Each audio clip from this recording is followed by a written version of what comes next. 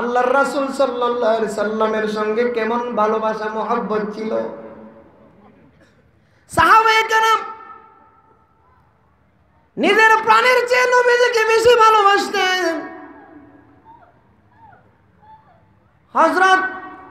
হযরত আলী রাদিয়াল্লাহু আনহু নিজের প্রাণের চেয়ে বেশি ভালোবাসতেন। নবীজি হযরত জাফর রাদিয়াল্লাহু আনহুকে ডাক দিয়ে বলেন, জাফর, আমি পয়গম্বর তোমাকে মুতার যুদ্ধের 2 নাম্বার সেনাপতি নিযুক্ত করলাম। ওরে জাফর, তুমি যাও তোমার বাড়িতে যাইয়া বিবি বাচ্চাগুলোর কাছ থেকে বিদায় নিয়ে আসো। মুতার প্রান্তরে যেতে হবে। মুতার জিহাদের 2 নাম্বার সেনাপতি তুমি জাফর, বিবি বাচ্চাগুলোর কাছ থেকে একটু বিদায় নিয়ে আসো। জাফর রাদিয়াল্লাহু আনহু নবীজিকে কেমন ভালোবাসতেন, সাথে সাথে দৌড়াইয়া বাড়িতে গেলেন। হযরত জাফর রাদিয়াল্লাহু আনহুর হাতে তরবারি, যাইয়া বিবিকে ডাক দিয়ে বলতেছেন, বিবি, আল্লাহর পয়গম্বর আমাকে মুতার যুদ্ধের 2 নাম্বার সেনাপতি নিযুক্ত করেছে। ও আমার বিবি, আমি জাফর মুতার জিহাদে চলে যাইতেছি। আল্লাহর দ্বীনকে দুনিয়ার মধ্যে প্রতিষ্ঠিত করার জন্য, কোরআনের আইন দুনিয়ার মধ্যে বাস্তবায়ন করার জন্য আমি জাফর মুতার প্রান্তরে যাইতেছি। যদি মুতার জিহাদের মধ্যে আমি শাহাদত বরণ করি, বিবি গো তুমি ধৈর্য ধারণ করো, হাসরের ময়দানে তোমার আর আমার সাক্ষাৎ হবে। হযরত জাফর রাদিয়াল্লাহু আনহুর বিবি হাত তুলে আল্লাহর কাছে মোনাজাত করতে লাগলেন, ওগো রব্বুল আলামিন, আমার স্বামী জাফর মুতার জিহাদে যাইতেছে। ও আমার মালিক, আমি জাফরের বিবি হইয়া দোয়া করতেছি, আমার স্বামী জাফরকে তুমি গাজী বানাইয়া বাড়িতে পৌঁছাইয়া দিও। জোরে বলুন সুবহানাল্লাহ। জাফর রাদিয়াল্লাহু আনহুর হাতের মধ্যে ছিল তরবারি। তরবারির পিঠ দিয়া বিবির হাতের মধ্যে মৃদু আঘাত করলো। ডাক দিয়ে বলতেছেন, বিবি গো, নবীজির দুয়ার বিরুদ্ধে তোমার দোয়া কবুল হবে না। আল্লাহর পয়গম্বর মুতার জিহাদের 2 নাম্বার সেনাপতি আমাকে নিযুক্ত করেছে। আমার আগেও একজন আছে, আমার পরেও একজন আছে। ওগো আমার বিবি, তুমি নির্ঘাত মনে রাখো, তুমি নিশ্চিত মনে রাখিও, ওই মুতার প্রান্তরে শাহাদত বরণ করব আল্লাহর দ্বীনের জন্য, কোরআনের আইন দুনিয়ার মধ্যে বাস্তবায়ন করার জন্য আমি জিহাদের ময়দানে যাইতেছি। আমার বাচ্চাগুলাকে তুমি কোরআন শিখাইবা, আমার বাচ্চাগুলাকে তুমি ঈমান শিখাইবা, হাসরের ময়দানে তোমাদের সঙ্গে আমার সাক্ষাৎ হবে।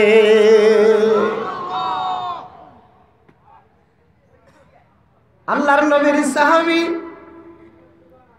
হযরত জাফর ইবনে আবি তালেব বিবির কাছ থেকে বিদায় লইয়া যখন চলে যাইতেছে, ইতিহাসের কিতাবের মধ্যে লেখা হয়, ওনার বাচ্চাগুলা আর ওনার বিবি একটা কবুতর জবে করলে যেরকম ভাবে জমিনের মধ্যে ছটফট করতে থাকে, ও মুসলমানেরা, হযরত জাফর রাদিয়াল্লাহু আনহুর বিবি এবং ওনার বাচ্চাগুলা জমিনের মধ্যে পয়রা ঘোরাঘুরি করতেছে, ছটফট করতেছে। হযরত জাফরের দিলে নবীজির কেমন মহব্বত আর ভালোবাসা ছিল, পিছনের দিকে তাকাইয়া দেখে নাই, পিছনের দিকে ছায়া দেখে নাই, উনার পিছনে কে কাঁদতেছে। জুড়ে বলুন সুবহানাল্লাহ। রাসূল আমার ভালোবাসা, রাসূল আমার আলোর আশা, রাসূল আমার প্রেম বিরহের মূল আলোচনা, রাসূল আমার কাজে কর্মের অনুপ্রেরণা। ও মুসলমানেরা, সাহাবায়ে কেরামের দিলের ভিতরে নবীজির মহব্বত ভরপুর ছিল, কথা ঠিক কিনা বলেন? আল্লাহর নবীর সাহাবী হযরত আলী রাদিয়াল্লাহু আনহু ডাক দিয়ে বলতেছেন, গো আল্লাহর নবী, যে আঙ্গুল দিয়া যে হাতে মুহাম্মাদুর রাসূলুল্লাহ লিখেছি, মক্কার কাফেররা মানতেছে না, আপনি বলতেছেন মুহাম্মদ রাইখা রাসূলুল্লাহ কেটে দেওয়ার জন্য আমি পারবো না। আল্লাহর পয়গম্বর বিশ্ব নবী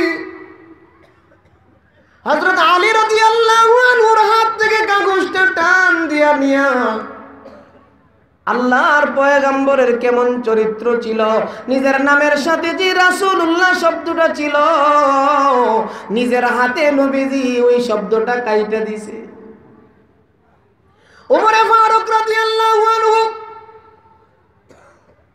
দাঁড়াইয়া ডাকতে বলতেছেন, গো আল্লাহর পয়গম্বর,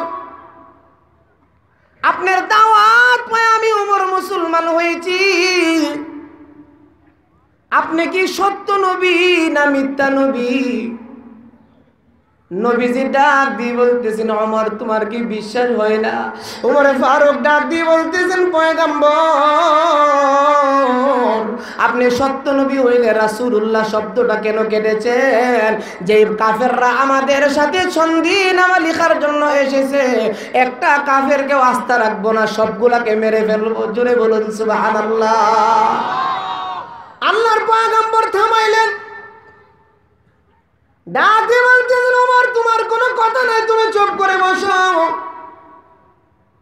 ওমর ফারুক রাদিয়াল্লাহু আনহু যখন চুপ করে বসলেন, আল্লাহর পয়গম্বর নিজের নামের সঙ্গে রাসূলুল্লাহ শব্দটা কাটিয়ে দিলেন।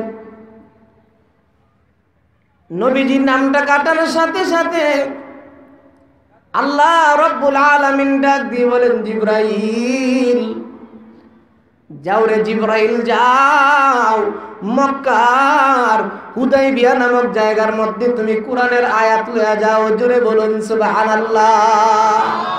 আল্লাহ রাব্বুল আলামিন বলতেছেন, জিবরাইল, ও আমার ফেরেশতা জিবরাইল, তুমি যাও, আমার বন্ধু নামের সাথে রাসূলুল্লাহ শব্দ কাটছে, যাও রে জিবরাইল যাও, আমার পবিত্র কোরআনের আয়াত লইয়া আমার রাসূলকে সান্ত্বনার বাণী শুনাইয়া দিয়া আসো। জোরে বলুন সুবহানাল্লাহ। তখন আল্লাহ রাব্বুল আলামিন আয়াত নাজিল করলেন, মুহাম্মাদুর রাসূলুল্লাহ। ও দুনিয়ার মানুষেরা, তোমরা শুনিয়া রাখো, ও মক্কার কাফের বেঈমানেরা, তোমরা শুনিয়া রাখো, হুদাইবিয়ার সন্ধিনামা থেকে তোমরা মুহাম্মাদুর রাসূলুল্লাহ শব্দ কাটছো। হুদাইবিয়ার সন্ধিনামা চিরদিন থাকবে না। হুদাইবিয়ার সন্ধিনামা একদিন মিসমার হয়ে যাবে, ধ্বংস হয়ে যাবে, শেষ হয়ে যাবে, ছিঁড়ে যাবে।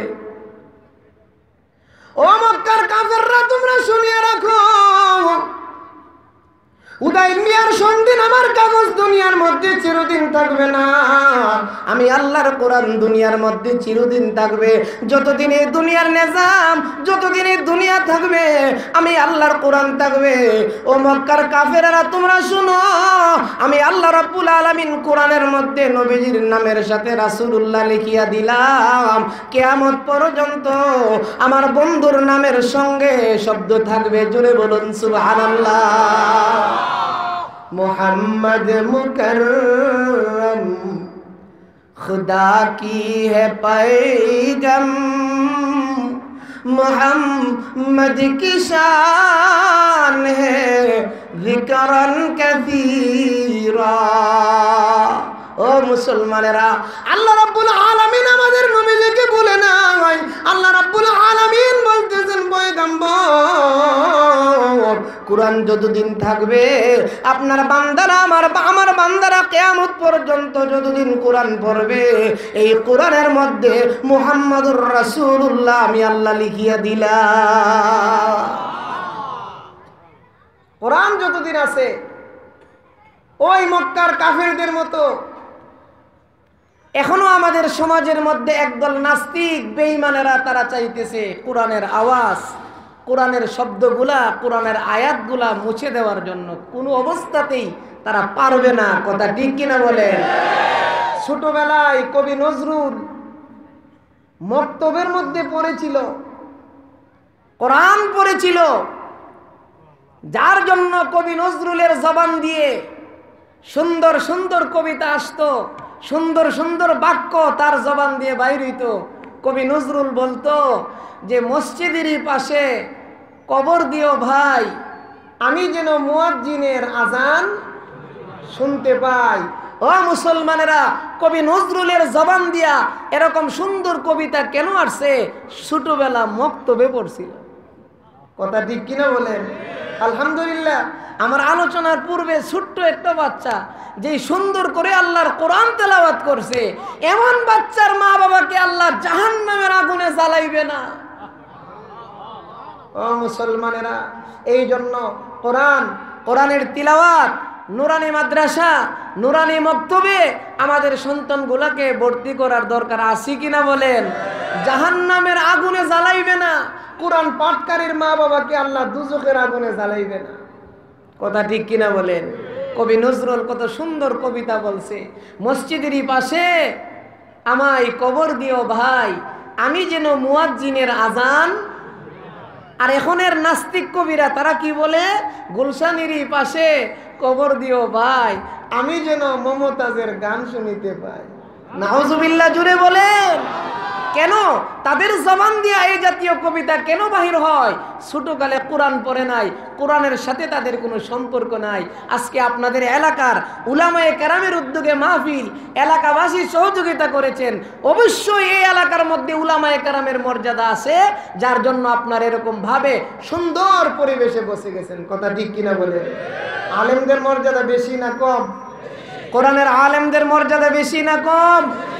ইমাম গাজালি রহমাতুল্লাহি আলাইহি ওনার কিতাবের মধ্যে লিখেন, হাসরের ময়দানে আল্লাহ পাক রব্বুল আলামিন জান্নাতের বাবুস সালামের মধ্যে আল্লাহ মিটিং করবে।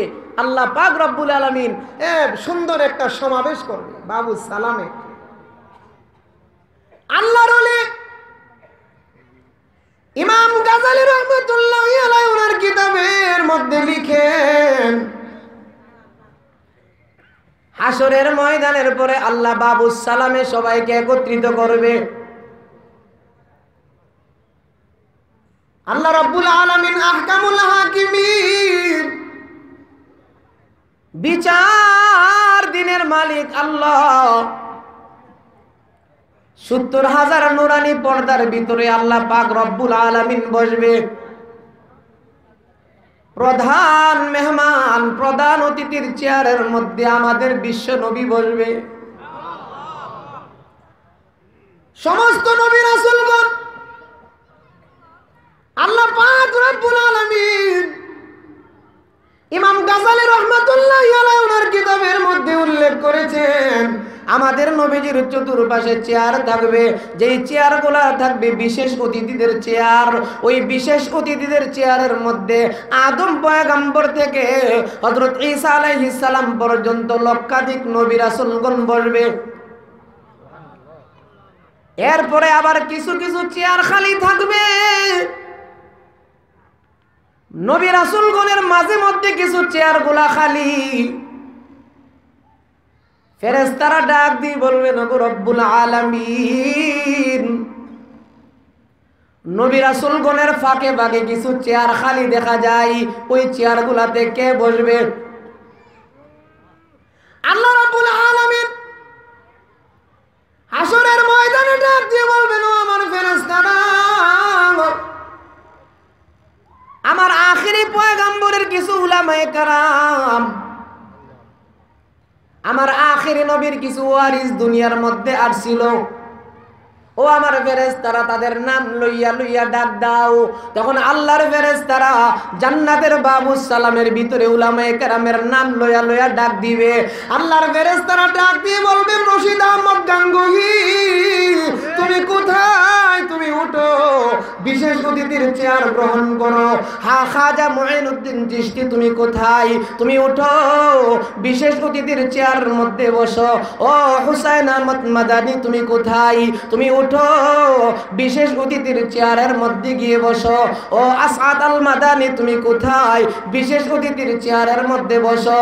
ও আল্লাহর ওলি, ও আল্লাহর ওলিরা, নবীর ওয়ারিসরা তোমরা কোথায়? ও উজানির পীর সাহেব তুমি কোথায়?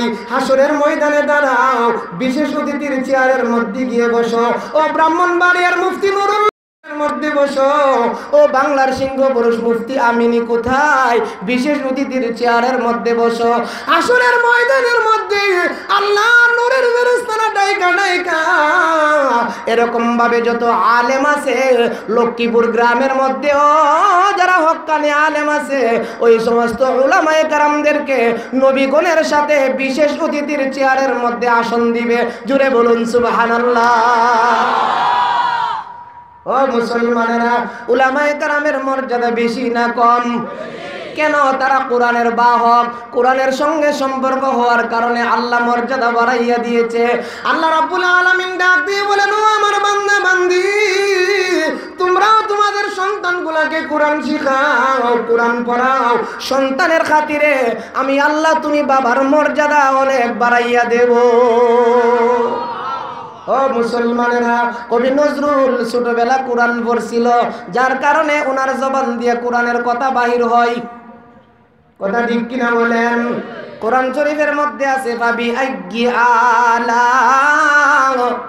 রাব্বিকুম তুকাযিবান।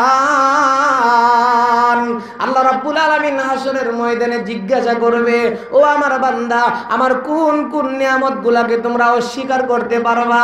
আল্লাহর কোন নিয়ামত আমরা অস্বীকার করতে পারবো? জোরে বলেন, কোন নিয়ামত অস্বীকার করতে পারবেন?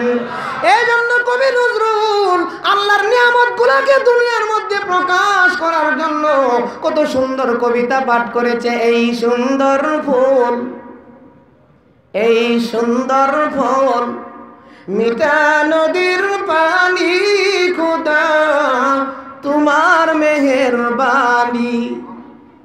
তুমি দিলে কত রতন, ভাই বেরাদর পুত্র স্বজন। খিদা পেলে অন্ন যোগাও, খিদা পেলে অন্ন যোগাও, মানে চাই না মানি, খোদা তোমার মেহেরবানি। এই সুন্দর ফুল, এই সুন্দর ফল, মিঠা নদীর পানি, খোদা তোমার মেহেরবানি। জুড়ে বলেন, কার মেহেরবানি? ও মুসলমানেরা, এত সুন্দর কবিতা তার জবান দিয়ে আসতো কেন? ছোটবেলা মক্তবে গিয়েছিল, নুরানি মাদ্রাসার মধ্যে সন্তান ভর্তি করেন, ডাক্তার বানান, কোনো অসুবিধা নাই। নুরানি মাদ্রাসার মধ্যে সন্তানকে ভর্তি কইরা ইঞ্জিনিয়ার বানান, কোনো অসুবিধা নাই। কথা হইল আগে তাকে কোরআন শিখাইতে হবে, কোরআন পড়াইতে হবে। কথা ঠিক কিনা বলেন? এখন দেখবেন মহিলারা হসপিটালে গেলে ওই সিজার, বুঝেন নাই কথা? আপনার মেয়েকে বিবাহ দিছেন, হসপিটালে গেছে, সিজার লিখে দিছে, কি বাচ্চা কেমনে হইব? একটা কুকুরে কুকুরনি 7টা বাচ্চা দিছে, একটা সিজারও লাগছে না। লাগছে সিজার? আগেকার যুগে আমরা ছোটকালে দেখতাম সিজার শব্দ নাই ছিল, এখন কিন্তু সিজার গেলেই সিজার। কেন? সিজার গুলার কারণ হইল ওই যে ডাক্তার নিগুলা ডাক্তার হইছে, ছোটবেলা তো কোরআন পড়ে নাই, কোরআন পড়া ডাক্তার হইছে না, এই জন্য কোরআন না পড়ার কারণে ক্লিনিক গুলাতে টাকা খাইয়া ভালো মহিলার সিজার দিয়ে দেয়। কথা বুঝেন নাই? কোরআন পড়া তো ডাক্তার হইছে না, জাগতিক শিক্ষায় শিক্ষিতা হইছে, যার কারণে কোরআনের ইলম, কোরআনের জ্ঞান তার ভিতরে না থাকার কারণে একজন ভালো মেয়ে নরমালি ডেলিভারি হবে, এটারে সিজার লিখে দেয়, ওই ক্লিনিক থেকে টাকা খাইছে। কথা ঠিক কিনা বলেন? ও মুসলমান, কোরআনের শিক্ষায় শিক্ষিত হয়, ইঞ্জিনিয়ার হয় না। কোরআনের শিক্ষায় শিক্ষিত হয়ে ইঞ্জিনিয়ার না হওয়ার কারণে বাংলাদেশের ব্রিজগুলা বানাইতে গিয়া রোডের বদলা বাঁশ দেই। কথা ঠিক কিনা বলেন? তার কারণ কি? তার কারণ হইল ছোটবেলা মক্তবে কোরআন পড়ে নাই। আবার দেখবেন কোন জায়গার মধ্যে দাঁড়াইয়া কত বাংলাদেশকে কত ভালোবাসে। আমার সোনার বাংলা, আমি তোমায় ভালোবাসি। বাংলাদেশের ভালোবাসা মুখে বুঝা, আর ব্রিজ করতে গিয়া রোডের পরিবর্তে বাঁশ মারে।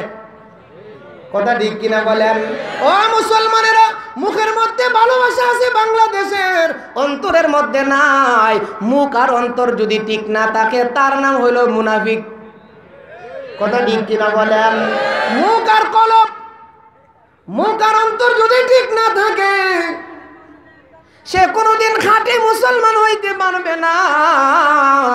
বাংলাদেশের ভালোবাসা তোমার মুখে, আর ব্রিজ বানাইতে গিয়া রোডের বদলা বাঁশ মারে। কথা ঠিক কিনা বলেন? এই জন্য আল্লাহর বান্দা, সন্তানকে ডাক্তার বানান, ইঞ্জিনিয়ার বানান, কোনো অসুবিধা নাই। ছোটবেলায় সন্তানটাকে কোরআনের তালিম, কোরআনের মাদ্রাসায় কোরআন শিখাইতে হইবে। কথা ঠিক কিনা বলেন?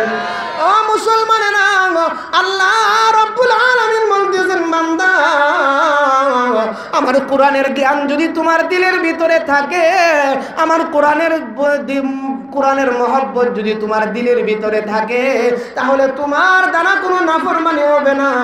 যত কাজ হবে তোমার দ্বারা উন্নয়নের কাজ হইবে। আলহামদুলিল্লাহ, আমাদের এই এলাকার চেয়ারম্যান সাহেব আলেম, সহজে চুরি করতো না। কি লিগা? কোরআনের এলেম আছে তো, আল্লাহর বই আছে ভিতরে। কথা ঠিক কিনা বলেন? ওনার সামনে দিকে এই জন্য বলতেছি না, বিভিন্ন জায়গার মধ্যে এই কথাটা বলি যে উজানি বা চাঁদপুর হাজীগঞ্জ এলাকাতে একজন আলেম আছে চেয়ারম্যান। হ্যাঁ, কেন? কোরআনের এলেম থাকার কারণে বই থাকবে, দিলে মরতে হবে না। কথা বুঝেন নাই? চেয়ারম্যান সাহেব কি মরবে না কোনোদিন? এমন চেয়ারম্যান যদি আমরা পাইতাম যে কোনোদিন মরবে না, মরতে হবে। একদিন এই দুনিয়া থেকে অবশ্যই চলে যাইতে হবে। ও মুসলমানেরা, এই জন্য কোরআনের শিক্ষাটা অনেক বড়। আলহামদুলিল্লাহ, আপনাদের এলাকায় অনেক উলামায়ে কেরাম আছে, তাদেরকে আপনারা বড় মহব্বত করেন। এই উলামায়ে কেরাম তাদেরকে মহব্বত করবেন, কি লাভ হবে? প্রত্যেকের ঘরে ঘরে এরকম আলেম সন্তান তৈরি হবে। সুবহানাল্লাহ। মুফতি শফি রহমাতুল্লাহি আলাই উলামায়ে কেরামের লিস্টিতে ওনার নাম অনেক উপরে চলে যায়, অনেক বড় আলেম। ওনার আম্মাকে জিজ্ঞাসা করা হয়েছিল, আপনার ঘরে এত বড় আলেম কিভাবে হইল? মুফতি শফি এত বড় আলেম, তাফসীরে মারিফুল কোরআন লেখছে। মুফতি শফি রহমাতুল্লাহি আলাইহির আম্মা বলেছিলেন, আমি ছোট কাল থেকেই আলেমদেরকে, আল্লাহওয়ালাদেরকে মহব্বত করতাম, যার কারণে আমার ঘরে আল্লাহ পাক এরকম আলেম সন্তান দান করছে। সুবহানাল্লাহ। তো ভাই, যেই কথাটা বলতেছিলাম, সাহাবায়ে কেরাম যেভাবে নবী রাসূল নবীকে যেরকম ভাবে ভালোবাসতেন, আমরা তো আর এখন নবী পাবো না। আমাদের যুগে যেই ওয়ারাসাতুল আম্বিয়া আছে, নবীর ওয়ারিস যারা, উলামায়ে কেরাম যারা, তাদেরকে আমার মহব্বত করতে হবে। কথা ঠিক কিনা বলেন? সাহাবায়ে কেরামের দিলে রাসূলের মহব্বত কেরকম ছিলেন? আলী রাদিয়াল্লাহু আনহু বলতেছেন, ইয়া রাসূলুল্লাহ, আমি পারবো না, রাসূলুল্লাহ শব্দটা কাটতে আমি পারবো না। আল্লাহর রাসূল কাইটা দিছে, আল্লাহ পাক রব্বুল আলামিন সাথে সাথে কোরআনের মধ্যে শব্দ উঠাই দিছে। সুবহানাল্লাহ। আল্লাহ বলতেছেন, মুহাম্মাদুর রাসূলুল্লাহ ওয়াল্লাযীনা মাআহু, মুহাম্মাদুর রাসূলুল্লাহ এবং ওনার সঙ্গী সাথীগণ। মাআহু মানে নবীজির সঙ্গী সাথীগণ, অর্থাৎ সাহাবায়ে কেরাম। ও মুসলমানেরা, সাহাবায়ে কেরামের কত মর্যাদা! আল্লাহ পাক রব্বুল আলামিন তাদের মর্যাদা কত বাড়াইয়া দিয়েছে। আল্লাহ বলতেছেন, আশিদ্দাউ আলাল কুফফার, কাফেরদের প্রতি তারা ছিল বড় কঠোর, কাফেরদের প্রতি ছিল তারা বড় কঠিন। ও মুসলমানেরা, কাফেরদের সঙ্গে তাদের কোনো আপোষ ছিল না। এখন তো আমরা একটু ছুট পড়লেই যাইয়া ইহুদি নাসারার সাথে আপোষ করে ফেলি। কথা ঠিক কিনা বলেন? মুসলমান কোন অবস্থাতে ইহুদি নাসারাদের সাথে আপোষ করার জাতি নয়। আল্লাহ বলতেছেন মুহাম্মাদুর রাসূলুল্লাহ ওয়াল্লাযীনা মাআহু আশিদ্দাউ আলাল কুফফারি। ও মুসলমানেরা, শুনিয়ে রাখতে হবে, মুসলমান তো বীরের জাতি। মুসলমান কেন? আজকে তো আমরা বীরের জাতি কিভাবে হব? সুদ ঘুষ খায়া তো আমাদের ঈমান একবারে ধ্বংস করে ফেলছে। কথা ঠিক কিনা বলেন? আমরা যে বীরের জাতি এই কথা আমরা ভুইলা গেছি কেন? সুদ ঘুষ খায়া একবারে ঈমান আমল সব বরবাদ। কথা ঠিক কিনা বলেন? পশু সভা হয়েছে, পশু সভা। জঙ্গলের মধ্যে পশু সভার মধ্যে সিংহ হইল রাজা। পশুর কি রাজা? সিংহ। সিংহ বনের সকল পশুদেরকে ডাকছে প্রত্যেকের অভিযোগ শোনার জন্য। কার কি অভিযোগ আছে? সকল পশুরা সিংহের সামনে আসছে, আইসা তাদের মনের অভিযোগগুলা ব্যক্ত করতেছে। সিংহ জিজ্ঞাসা করতেছে, এই ছাগল, তোর কোনো অভিযোগ আসেনি? পশুর মধ্যে আছে না একটা ছাগল। সিংহ জিজ্ঞাসা করতেছে, ছাগল তোমার কোনো অভিযোগ আসেনি? ছাগলে বলতেছে, মহারাজ আমার একটা অভিযোগ। অভিযোগটা কি? আমার অভিযোগ হইল মানুষে কথায় কথায় একটা কথা বলে যে ছাগলে কি না খায়। এই কথাটা শুনলে মহারাজ আমি সহ্য করতে পারি না। ছাগলে আমরা বলি না যে ছাগলে কি না খায়, আমরা বলি কি না? ছাগলে বলতেছে, মহারাজ মানুষের এই কথাটা শুনলে আমি আর সহ্য করতে পারি না। সিংহ বলতেছে, কথা তো ঠিকই বলছে, তুই তো খাসই, তুই তো যা খুশি তাই খাস। ছাগলে বলতেছে, মহারাজ তালে তাল মিলাইয়া কথা কইেন না, আমি সব কিছুই খাই। আপনি বলতে পারেন গাছের পাতা খাই, আপনি বলতে পারেন জমিনের ঘাস খাই, কিন্তু আপনি এই কথা বলতে পারবেন না আমি ঘুষ খাই। কথা ঠিক কিনা বলেন? ছাগলে বলতেছে, আপনি বলতে পারবেন আমি ঘাসখোর, কিন্তু আমি ঘুষখোর না। যারা আমাকে বলে ছাগলে কি না খায় তারা তো ঘুষ খায়। কথা ঠিক কিনা বলেন? ও মহারাজ, যেই সমস্ত মানুষ ঘুষ খা তারা তো আমি ছাগলের চেয়ারও নিকৃষ্ট। কথা ঠিক কিনা বলেন? ও মুসলমানেরা, আজকে তো আমরা বীরের জাতি ছিলাম, মুসলমান বীরের জাতি। আমরা আমাদের এই বীরত্বকে ভুইলা গেছি। কেন? ঘাস খায়া ঘুষ খায়া যা পাইতেছি তাই খাইতেছি। কথা ঠিক কিনা বলেন? এই জন্য আমরা এই আমাদের ঐতিহ্যকে ভুলে গেছি। একটু জিকির করেন লা ইলাহা। সামনের দিকে আসুন, যদি জায়গা থাকে আপনাদের একটু সামনের দিকে আসার চেষ্টা করুন। জোরে জোরে লা ইলাহা ইল্লাল্লাহ।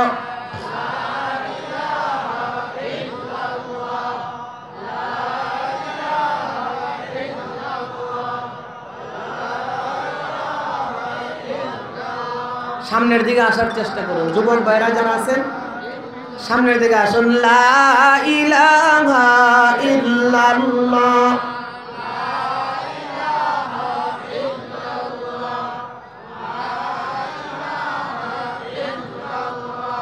মাশাআল্লাহ, জোরে জোরে লা ইলাহা ইল্লাল্লাহ।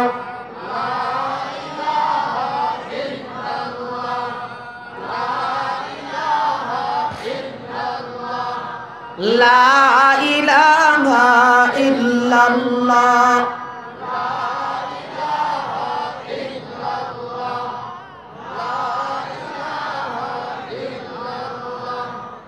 লা ইলাহা ইল্লাল্লাহ।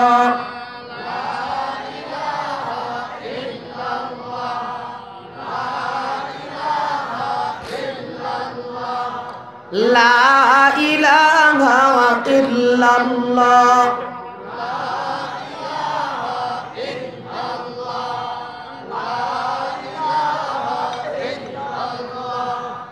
লা ইলাহা ইল্লাল্লাহ।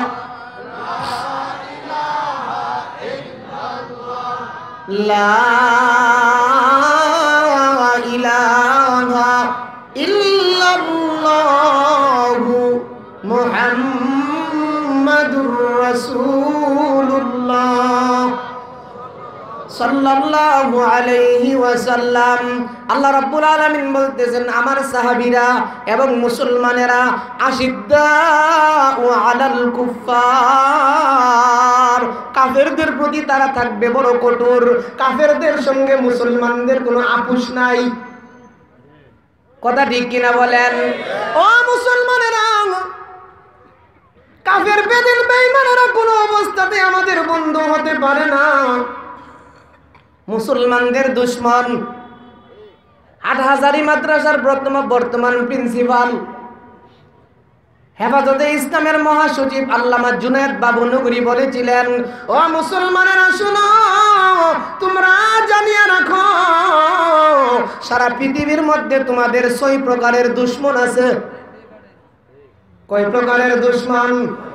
জোরে বলেন। আল্লামা জুনায়েদ বাবু নগরী দামাত বারাকাতুহুম বলেন, মুসলমানদের দুশমন 6 প্রকার আছে দুনিয়ার মধ্যে। 1 নম্বরে হলো ইহুদি সম্প্রদায়। ইহুদিরা মুসলমানদের বন্ধু না দুশমন? আরো জোরে বলেন। এই ইহুদিদের বর্তমান নেতা ডোনাল্ড ট্রাম্প। কি তান? ডোনাল্ড ট্রাম্প নি নাম? ডোনাল্ড, হ্যাঁ ডোনাল্ড টেম্পো আমার এক ভাই বলছে। ইহুদিদের নেতা, কাফেরদের নেতা। সে ওই বাইতুল মুকাদ্দাস, মুসলমানদের কিবলা ছিল এক সময়, ওই বাইতুল মুকাদ্দাসে এখন চাইতেছে ইহুদিদের যে একটা দল আছে, জারক সন্তানের একটা দল ইসরাইল, ওই ইসরায়েলের রাজধানী বানানোর জন্য। কথা ঠিক কিনা বলেন? ও ডোনাল্ড ট্রাম্প, টেম্পো তুমি শুনিয়ে রাখো, মুসলমানদের শরীরে 1 বিন্দু রক্ত থাকতে মুসলমান ফিলিস্তিনের পক্ষে আছে। মুসলমান কিয়ামত পর্যন্ত ফিলিস্তিনের পক্ষে থাকবে এবং সেই বাইতুল মুকাদ্দাস মুসলমানদের আছে, মুসলমানদের থাকবে। কথা ঠিক কিনা বলেন? ইহুদিদের আস্তানা, ইহুদিদের আস্তানা,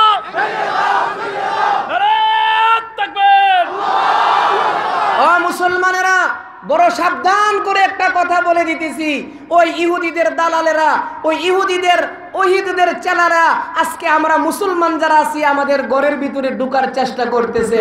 কথা ঠিক কিনা বলেন? কোন অবস্থাতেই ওই ইহুদি বেদিন বেঈমানদেরকে মুসলমানদের বন্ধু বানানো যাবে না। আল্লাহ পাক রব্বুল আলামিন দুশমন বানিয়ে দিয়েছে। কথা ঠিক কিনা বলেন? আল্লামা জুনায়েদ বাবু নগরী বলেন, ও মুসলমানেরা, কাফেররা কোনোদিন তোমাদের দুষ্ট হইতে পারে না। মুসলমানের দুশমন 6 প্রকার। 1 নম্বরের দুশমন হলো ইহুদি সম্প্রদায়। দেওবন্দ মাদ্রাসার একজন আলেম, উনি ওনার কিতাবের মধ্যে উল্লেখ করেছে, আটলান্টিক মহাসাগরের নিচে, প্রশান্ত মহাসাগরের নিচে 2টা মাছের মধ্যে যদি ঝগড়া হয়, ও মুসলমানেরা, প্রশান্ত মহাসাগরের নিচে 2টা মাছের মধ্যে যদি ঝগড়া হয়, বুঝতে হবে ওই ঝগড়ার পিছনে ইহুদিদের ষড়যন্ত্র আছে। ইহুদিরা এত খারাপ। কথা ঠিক কিনা বলেন? তাহলে তারা আমাদের দুষ্ট না দুশমন? আরো জোরে বলেন। ও যুবক ভাই, ইহুদিরা যদি তোমার দুশমন হয়ে থাকে, তাহলে ইহুদিদের তালে তাল মিলায়া কেন চলো? মাথার চুল কাটো ইহুদির মতো, কারণটা কি? কথা ঠিক কিনা বলেন? যুবক ছেলে সেলুনের মধ্যে গিয়া রোনাল্ডো কাটিং মাথা ছাড়ে। কোন কাটিং? সারা মাথা কামাই, মধ্যে দিয়ে একটা চুল। দেখছেন না আপনারা? দেখছেন না আপনারা? এটা হলো ইহুদি কাটিং, মাথা ছাটা। কথা ঠিক কিনা বলেন? সারা মাথা কামাইল, মধ্যে দিয়ে একটু চুল। শয়তান যদি এরে দেখতে পারে, শয়তান কইব, আল্লাহ তুমি আমারে কি লেগে বানাইছিলা, হে তো আমার বাপ। কথা ঠিক কিনা বলেন? একটা অবস্থা যে ধরে মুসলমানের সন্তান হয়ে আজকে ইহুদির সুরত ধরছে, রোনাল্ডো কাটিং মাথা ছাড়ছে। কেন? ও মুসলমানের সন্তান, তোমার মাথার মধ্যে তোমার নবীর সুন্নত থাকবে। কথা ঠিক কিনা বলে? মাথার মধ্যে সুন্নত আছে না? অবশ্যই আছে। মাথার মধ্যে সুন্নত আছে। মাথার মধ্যে টুপি থাকবে, মাথার মধ্যে চুল থাকবে 3 কিসিমের 1 কিসিম। হয়তো সুন্নত বাবরি, না হয়তো কামায়া রাখবা, না হয়তো চতুর্দিক দিয়ে সমান করে সাইটা রাখবা, এখানে কতলা এখানে কতলা। আবার দেখবেন কিছু লোক আছে মাথার মধ্যে গিয়া ঠিকানা লিখে রাখে। ঈদ আইলে দেখবেন মাথার মধ্যে লিখে রাখে ঈদ মুবারক। এর ঈদ মুবারক আর কোনো জায়গা নাই, মাথার মধ্যে চুল কাটিং দিয়ে লেখছে। এইগুলা মুসলমানেরা আজকে ইহুদিদের বেশ, ইহুদিদের সুরত আজকে আমরা ধরতেছি। আল্লামা তাকি উসমানী বিরাট বড় একটা বক্তৃতা কিছুদিন আগে ফেসবুকের মধ্যে আসছে। আল্লামা তাকি উসমানী বলছে, ও মুসলমানেরা, যদি তোমরা তোমাদের ঐতিহ্য বাইতুল মুকাদ্দাসকে ধরে রাখতে চাও তাহলে তোমাদের দুইটা জিনিস ঠিক করতে হবে। একটা হলো মুসলমান তোমরা আমল ঠিক করো, 2 নম্বরে দুনিয়াবি কিছু সরঞ্জামাদি তৈরি করো। দুনিয়ার সরঞ্জামাদির অনেক অর্থ আছে, এইগুলা মাইক দিয়ে বলা যাবে না। আল্লামা তাকি উসমানী দামাত বারাকাতুহুম যেই কথাটা বলছে, ও মুসলমানেরা, যদি তোমরা তোমাদের ঐতিহ্যকে ধরে রাখতে চাও তাহলে আমল ঠিক করো। আমল, কথা ঠিক কিনা বলেন? আপনি বাবা তবলিগ করেন, আপনার ছেলে গিয়া মেসির কাটিং এর গেঞ্জি পরে, কথা আছে কিনা? কথা ঠিক কিনা বলেন? তাহলে ইহুদ নাসারা বেদিন বেঈমানের সাথে আমাদের কোনো সম্পর্ক থাকতে পারে না। আল্লাহ কি বলতেছে? আশিদ্দাউ আলাল কুফার, ও দুনিয়ার মানুষেরা শোনো, আমার নবীর সাহাবীরা কাফেরদের সাথে কোনো অবস্থাতেই তারা আপোষ করে নাই। ও মুসলমানেরা, নবীজির সাহাবী হযরত আবু বকর সিদ্দিক রাদিয়াল্লাহু আনহু দাঁড়ায় রইছে। এমন সময় এক কাফেরে এক আয়াত শুনছে, আল্লাহ তাআলা বলছে যে তোমরা আমাকে কর্জায় হাসানা দাও। মানুষকে কর্জায় হাসানা দিলে আল্লাহকে দেওয়া হইলো, কর্জা দেওয়ার কথা বলছে, আছে না পুরানো? কর্জা দেওয়ার কথা বলছে, কর্জা দেওয়ার কথা বলছে। যে এখন তো কিন্তু আমাদের সমাজে কর্জা নাই, সুদ। কর্জা আর এখন দেয় না কেউ, একজন আরেকজনকে করজ দেয় না। করজ যেই ব্যক্তি দেয় সেও বিপদে পড়ে, যেই ব্যক্তি নেই সে আর তার সামনে দিয়ে আসে না কোনোদিন, কথা ঠিক কিনা বলে? এই কারণে করজ চলে গেছে। দোকান থেকে যদি বাকি মাল খাইতে পারে ওই দোকানের সামনে দিয়ে আর কোনো সময় যাইতো না। এটা হলো মুসলমানদের খাসলত, কথা ঠিক কিনা বলেন? একজনের কাছ থেকে টাকা নিছে আর কিয়ামতের আগে তার সামনে দিয়ে যাইতো না, আছে কিনা বলেন? এরকম লোক আছেন কিনা? তো কোরআনের মধ্যে যে কর্জায় হাসানার আয়াত যে নাজিল হইছে, এই আয়াত শোনার পরে এক কাফেরে বলতেছে, আগে শুনতাম মুহাম্মদ ফকির, এখন দেখি মুহাম্মদের আল্লাহ ফকির। জোরে বলুন নাউজুবিল্লাহ। আল্লাহর নবীর সাহাবী হযরত আবু বকর সিদ্দিক রাদিয়াল্লাহু আনহু কাফেরদের প্রতি কেমন শক্ত ছিলেন। যখন কাফেরের জবান থেকে আমার আল্লাহ ফকির, ওই কাফের যখন আল্লাহকে ফকির বলিয়া কটাক্ষ করেছে, কথা বলেছে, আবু বকর সিদ্দিক রাদিয়াল্লাহু আনহু হাত দিয়া যাইয়া ওই কাফেরের গালের মধ্যে টাস করে একটা সর মারছে। জুড়ে বলুন সুবহানাল্লাহ। নরম বেটা গরম হয়ে গেছে। হযরত আবু বকর সিদ্দিক রাদিয়াল্লাহু আনহু ছিলেন নরম, গরম যে আছেন ওনার নামটা কি? মাশাআল্লাহ, জুড়ে বলেন ওনার নাম কি? ওই কাফেরে যাইয়া আমাদের পয়গম্বরের কাছে দাঁড়াইলো, দাঁড়াইয়া ডাক দিয়ে বলতেছিল, গো বিশ্ব নবী, আপনার সাহাবী আবু বকর আমার গালের মধ্যে জুড়ে তাপ্পর মেরেছে, চর মেরেছে। নবীজি বিশ্বাস করে না। আল্লাহর পয়গম্বর ডাক দিয়ে বলতেছেন, সাহাবী ও কাও আল্লাহর বান্দা, আমার আবু বকর কাউকে তাপ্পর দেয় না। তাপ্পর দেওয়া আবু বকরের কাজ না, তাপ্পর দেওয়া আমার উমরের কাজ। তাপ্পর দেওয়া কার কাজ? আমার উমরের কাজ, আবু বকর না। তুমি মনে চিনছো না? কাফের ডাক দিয়ে বলতেছেন, ওগো মুহাম্মাদুর রাসূলুল্লাহ, আমি আবু বকরের সঙ্গে ব্যবসা করছি, আমি ভালো কইরা তাকে চিনি।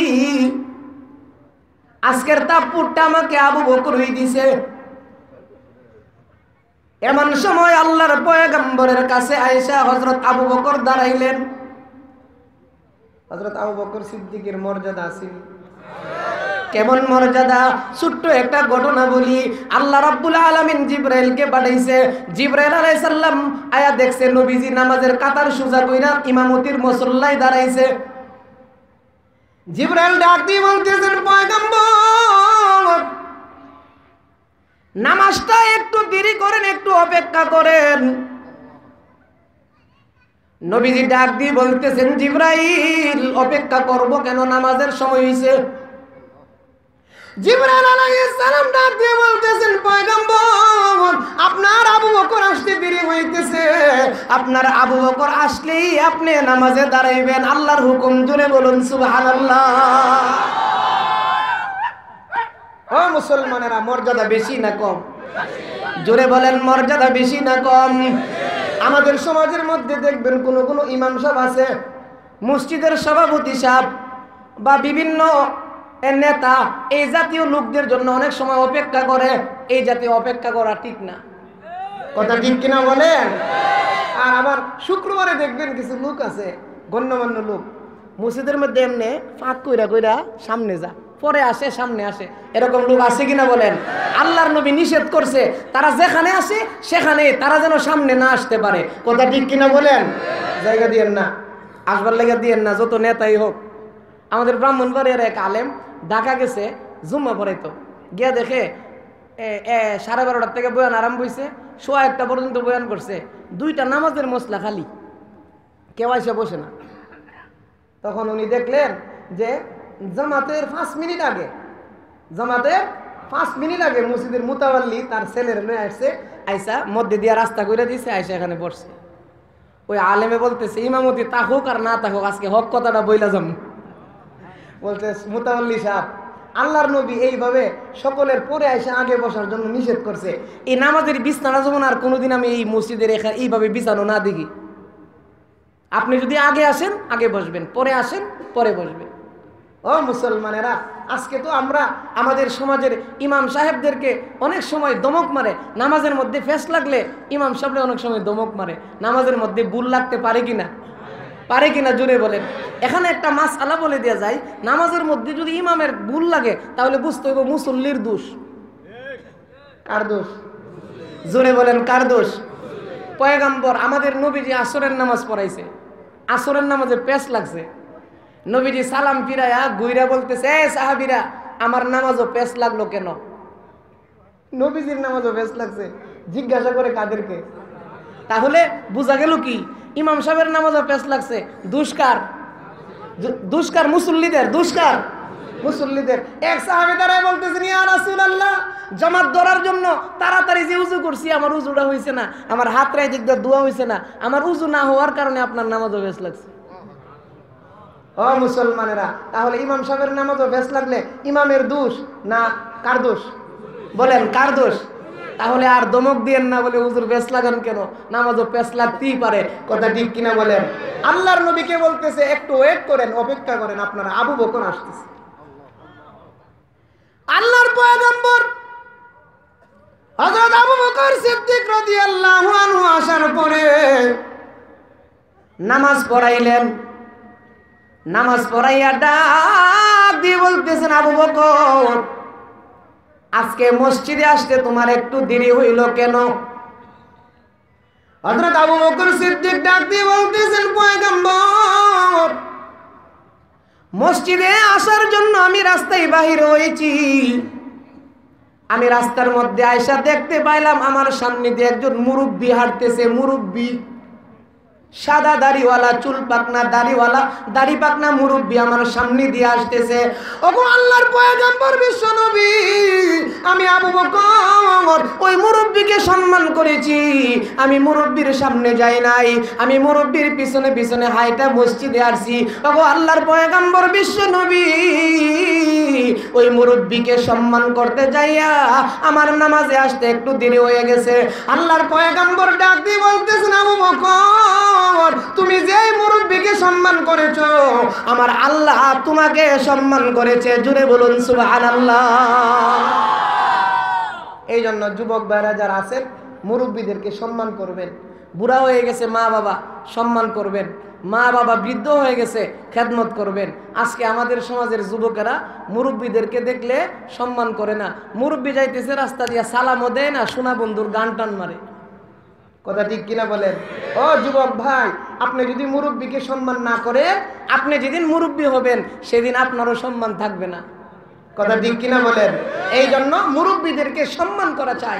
হযরত আবু বকর সিদ্দিক রাদিয়াল্লাহু আনহু মুরব্বিকে সম্মান করছে, আল্লাহ পাক রব্বুল আলামিন ওনার মর্যাদা বাড়াই দিয়েছে। আল্লাহর পয়গম্বর বিশ্ব নবী বলতেছেন, আবু বকর তোমার অনেক মর্যাদা, আমার আল্লাহ তোমাকে মর্যাদা দিয়েছে। আল্লাহর পয়গম্বর ডাকতে বলতেছেন, আবু বকর তুমি কি ইহুদিটাকে কাফেরটাকে তাপ্পুর মেরেছো? আবু বকর সিদ্দিক ডাক দিয়ে বলতেছেন, ওগো আল্লাহর নবী, আজকের তাপ্পুরটা আমি দিয়েছি। আল্লাহর পয়গম্বর ডাক দিয়ে বলতেছেন, আবু বকর কেন তাপ্পুর দিয়েছো? ওগো আল্লাহর পয়গম্বর বিশ্ব নবী, এতদিন এই কাফেররা আমাকে গালি দিত, মুসলমান সাহাবীদেরকে গালি দিত,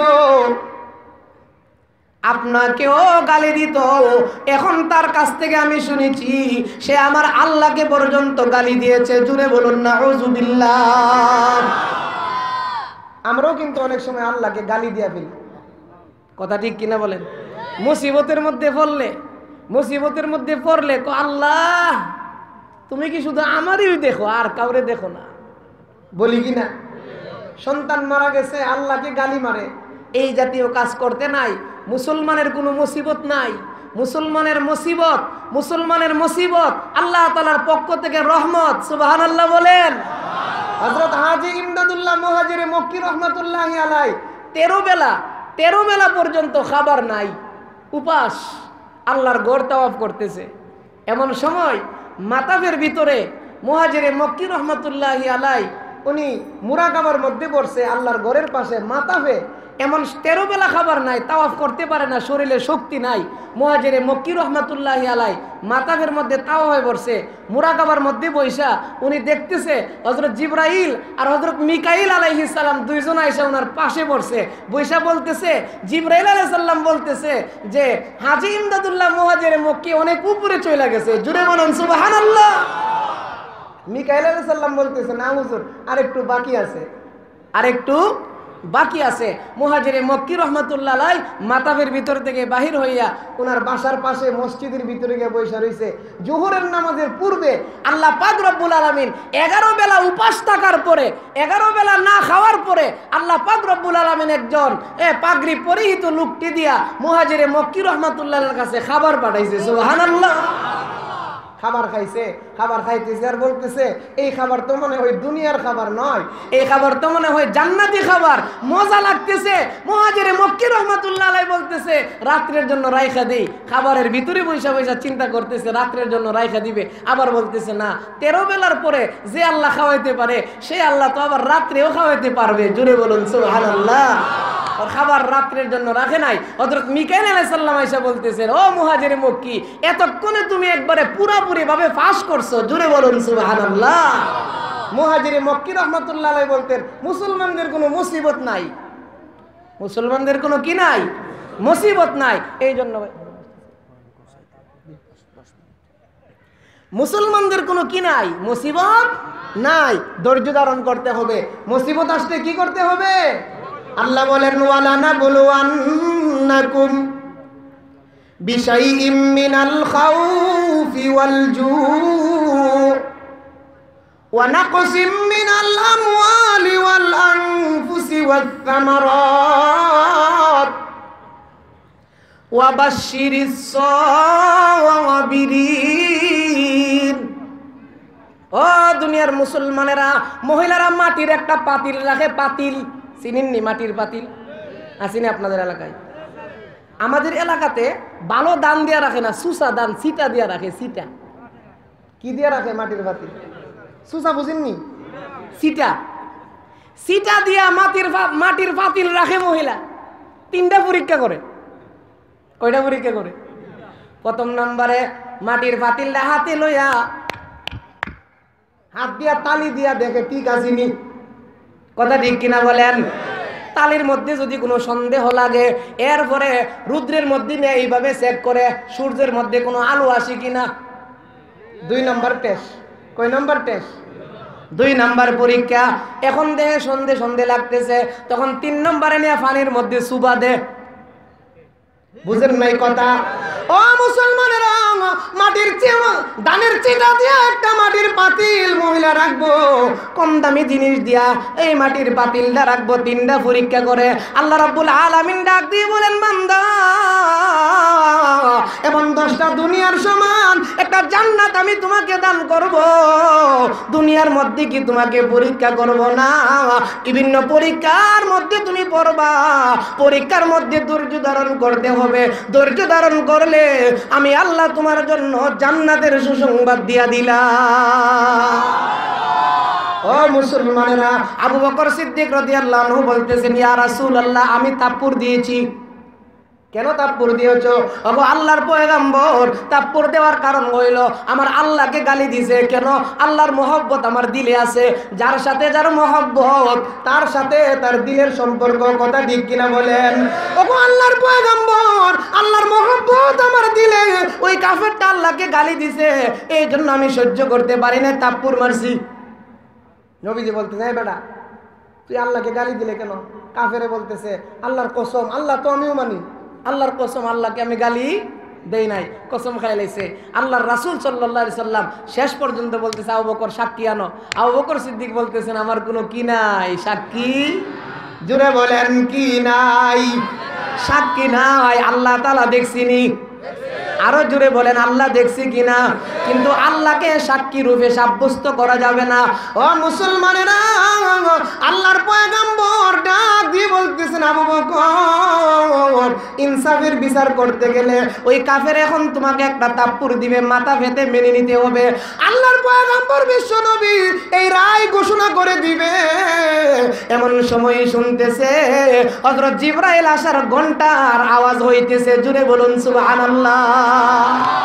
হযরত জিবরাইল আলাইহিস সালাম আসলেন, আয়েশা ডাক দিয়ে বলতেছেন, ওগো আল্লাহর পয়গম্বর, ও আল্লাহর পয়গম্বর বিশ্ব নবী, কাফেরটা আল্লাহকে গালি দিয়েছে, আবু বকরের কোনো সাক্ষী নাই। কিন্তু আল্লাহ রাব্বুল আলামিন বলতেছেন, জিবরাইল তুমি আয়াত লইয়া যাও, কাফেরটা যে আমি আল্লাহকে গালি দিছে, আমি আল্লাহ স্বয়ং সাক্ষী দিতেছি। জুড়ে বলুন সুবহানাল্লাহ। কোরআনের আয়াত আল্লাহ নাযিল করে দিয়েছে। আল্লাহর নবী বলতেছে, হে কাফের, তুই দি বলছস তুই গালি দেস নাই, এখন দি তুই বলছিস আল্লাহ তাআলা দি আয়াত নাযিল করে দিয়েছে। কাফেরটা বলতেছে, হুজুর আমি কি জানতাম আল্লাহ যে কোরআনের আয়াত নাযিল করে দিব। সুবহানাল্লাহ। ও মুসলমানেরা, তাহলে বোঝা গেল কি, নবীর সাহাবায়ে কেরাম কাফেরদের প্রতি ছিল বড় কঠোর। আমরা মুসলমানেরাও কাফেরদের সঙ্গে থাকবো কঠোর। কাফেরদের সঙ্গে আমাদের কোনো ভালোবাসা নাই। কথা ঠিক কিনা বলেন? মুসলমানদের 6 প্রকারের দুশমন আছে। প্রথম নম্বরে ইহুদি সম্প্রদায়, 2 নম্বরে খ্রিস্টান নাসারা সম্প্রদায়, যারা 3 খোদা মানে। 3 নম্বরে উগ্রপন্থী হিন্দু, উগ্রপন্থী হিন্দু। 4 নম্বরে মুসলমানদের দুশমন, প্রথম নম্বরে ইহুদি, 2 নম্বরে খ্রিস্টান, 3 নম্বরে উগ্রপন্থী হিন্দু। সকল হিন্দু না, কিন্তু ভুল বোঝার চেষ্টা করবেন না। যে হিন্দুরা বাবরি মসজিদ ভেঙেছিল, মুসলমানদের ইবাদতখানা যারা ভেঙেছিল, ওই সমস্ত উগ্রপন্থী হিন্দুরা মুসলমানদের 3 নম্বর দুশমন। মুসলমানদের 4 নম্বরের দুশমন হলো কাদিয়ানী সম্প্রদায়, যারা আমাদের রাসূলকে আখিরি নবী মানে না। নাউজুবিল্লাহ। এই কাদিয়ানী সম্প্রদায় মুসলমানদের 4 নম্বরের দুশমন। মুসলমানদের 5 নম্বরের দুশমন হলো শিয়া সম্প্রদায়। কিছু শিয়া আছে হযরত আলী রাদিয়াল্লাহু আনহুকে নবী মানে, তারা কোনোদিন মুসলমান, খাঁটি মুসলমান হইতে পারে না। তারা মুসলমানদের 5 নম্বরের দুশমন। আল্লামা জুনায়েদ বাবনগরী বলেন, মুসলমানদের 6 নম্বরের দুশমন হলো বেদাতি সম্প্রদায়। যেই সমস্ত লোক বেদাত করে তারা মুসলমানদের বন্ধু নয়, মুসলমানদের দুশমন। কথা ঠিক কিনা বলেন? এখন আমরা প্রতিজ্ঞাবদ্ধ হব, আমরা কি সুন্নতের পক্ষে আছি না বেদাতের পক্ষে? জোরে বলেন, সুন্নতের পক্ষে না বেদাতের পক্ষে? আল্লাহর নবী বলেন, কুল্লু বিদআতিন দালালা ওয়া কুল্লু দালালাতিন ফিন্নার। সকল বেদাত হলো গুমরাহ, আর সকল গুমরাহীদের ঠিকানা হলো জাহান্নামের আগুন। ও মুসলমানেরা, বিদআত করব না, নবীজির সুন্নাত মোতাবেক জীবন পরিচালনা করার চেষ্টা করব। আল্লাহ পাক রব্বুল আলামিন বলতেছেন, আমার সাহাবীরা, আমার নবীর সাহাবীরা কাফেরদের প্রতি তারা বড় কঠোর। রুহামাউ বাইনাহুম, এবং একে অপরের সঙ্গে বড় মহব্বত আর ভালোবাসা। কথা ঠিক কিনা বলেন? মুসলমান, একজন মুসলমানের একজন মুসলমানের সঙ্গে ভালোবাসা থাকবে, মহব্বত থাকবে। ওই ভালোবাসা মহব্বতরা হবে আল্লাহ তাআলার জন্য। আল্লাহ পাক রব্বুল আলামিন আমাদেরকে নবীজির খাঁটি উম্মত হওয়ার তৌফিক দান করুক। সবাই বলুন আমিন। সাহাবায়ে কেরামের নকশে কদমের উপরে আমাদের ঈমানকে গড়ার তৌফিক দান করুক। সবাই বলুন আমিন। আল্লাহর নবী বলতেছেন, ও আমার উম্মতেরা, 2টা রাস্তা দিয়ে গেলাম। একটা হলো কিতাব আল্লাহ, আর একটা হলো ওয়া সুন্নাত রাসূলিহি। এই 2টা জিনিসের উপরে আমরা থাকার চেষ্টা করব। উলামায়ে কেরাম যেইভাবে আমাদেরকে বলে সেইভাবেই আমরা